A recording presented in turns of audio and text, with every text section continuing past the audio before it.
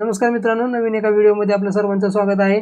तर या व्हिडिओमध्ये आपण पाहणार आहोत की जसं की तुम्ही थंबनेलमध्ये पाहिलं असेल की आज मार्केटमध्ये काहीतरी ब्लॅक मॅजिक झालेला आहे आणि नेमका तो ब्लॅक मॅजिक काय आहे तो आपण या व्हिडिओच्या माध्यमातून समजून घेऊया। तर करूया या व्हिडिओला सुरुवात।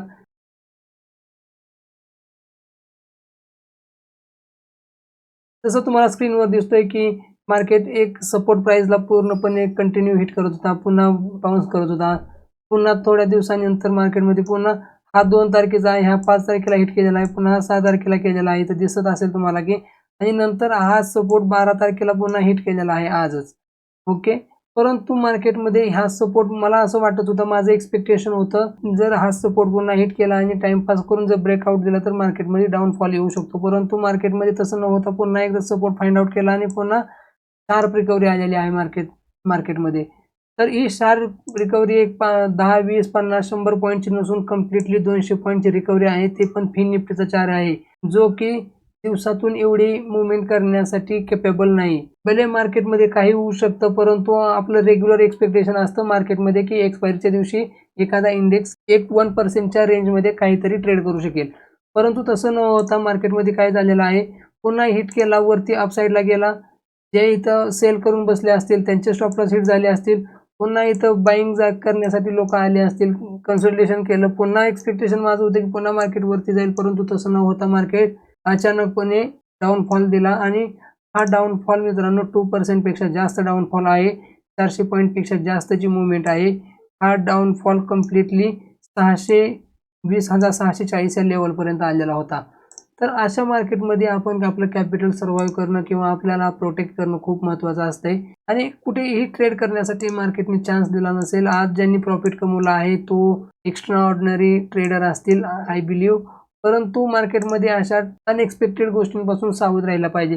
तर अशा कंडिशनमध्ये मी आज कशा प्रकारे ट्रेड केलेला आहे ते पण एकदा डिस्कस करतो। ओके, तर 5 मिनिटच्या चार्टवर जाऊया। 5 मिनिटावर जाऊन मी डिस्कस करतो की कसा मार्केटमध्ये मी आज ट्रेड केलेला आहे। मार्केट इथं ओपन झालं, वरती गेलं, पुन्हा खाली आलं, पुन्हा इथं मार्केटने काय केलेलं आहे, कन्सोलिडेशन करण्यास सुरुवात केलेली आहे।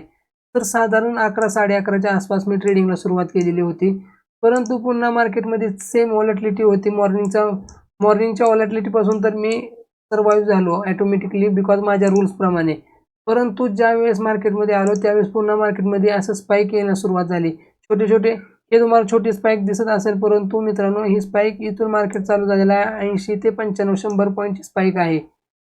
तर या 100 पॉईंटच्या या स्पाइकमध्ये माझा एक वरच्या साईडचा एक एसएल हिट झाला, त्याच्यानंतर मार्केट पुन्हा आहे असं खाली आलं आणि डाऊन साईडचा पण एक एसएल हिट झाला। सो माझं मी ट्रेडिंग टर्मिनल मी हे 5 ते 10 मिनिटातच बंद केलेलं होतं।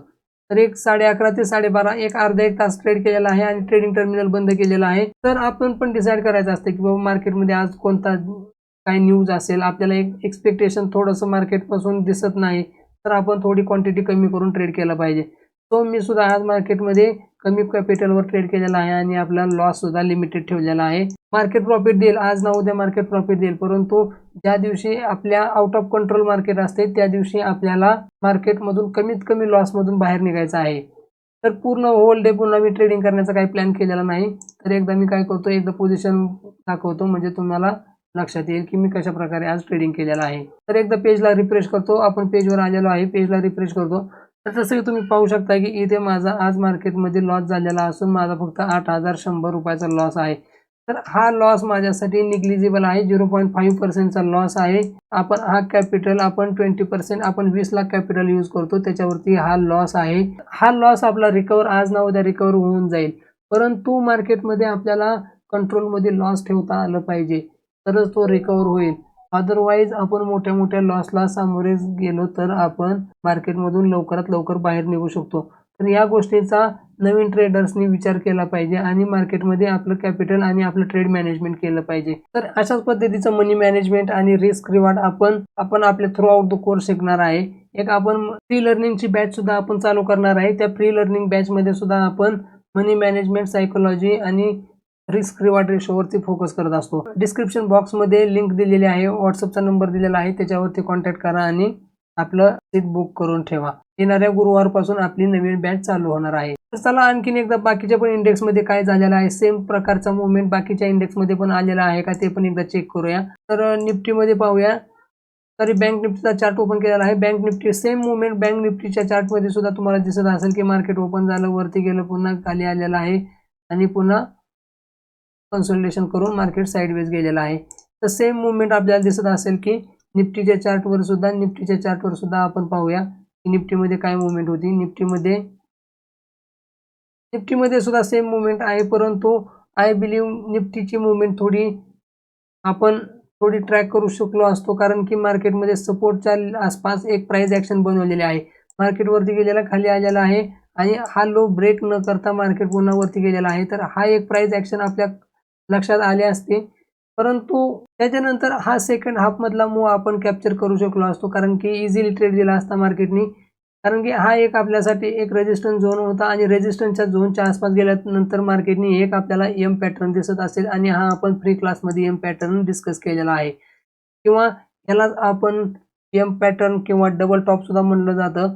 तर त्या पॅटर्ननुसार आपल्याला इथे एक ट्रेड भेटला असता, आपण प्रॉफिट बुक करू शकलो असतो. तर मित्रांनो, मार्केटमध्ये आपण आपली अपॉर्च्युनिटी शोधायची असते. जसं की मी ऑप्शन सेलर आहे, 11, 10, 10:30च्या नंतर मी मार्केटमध्ये ट्रेड करण्यास येतो. तर तुम्ही सुद्धा तुमची स्वतःची एज ओळखली पाहिजे की मी कोणत्या टायमिंगचा ट्रेडर आहे. जर मॉर्निंग टाईमचा ट्रेडर आहे तर तुम्हाला मॉर्निंगमध्येच ट्रेड करायला पाहिजे. दररोज त्या टायमिंगला ट्रेड केलं पाहिजे. दररोज जर तुम्ही टायमिंग तुमचा चेंज करत राहील तर तुमचा ॲक्युरेसी बरोबर किंवा तुमची प्रोबॅबिलिटी मॅच नाही होणार. तर त्या गोष्टी सुद्धा तुम्ही फॉलो केल्या पाहिजेत. आपण कोणत्या टायमिंगला आपली ॲक्युरेसी जास्त वाढते या गोष्टी तुम्ही लिहून ठेवल्या पाहिजेत. दैनंदिन तुम्ही प्रॉफिटेबल ट्रेडर बनू शकता. थोडं मॅनेजमेंट करावं लागेल. पैशाचं मॅनेजमेंट म्हणजे कॅपिटल मॅनेजमेंट, मनी मॅनेजमेंट आणि रिस्क रिवॉर्डवरती जास्त फोकस करायचा आहे. तर या व्हिडिओला आपण इथे स्टॉप करूया. पुन्हा एकदा भेटूया नवीन एका अशाच व्हिडिओमध्ये. Till the time, bye bye, take care.